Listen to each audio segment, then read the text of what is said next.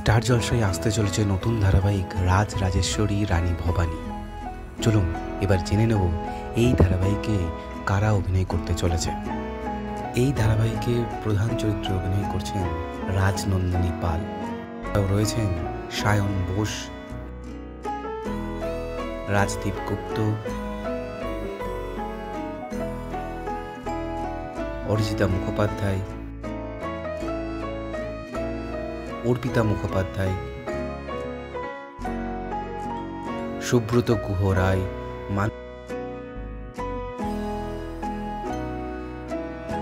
Sengupta,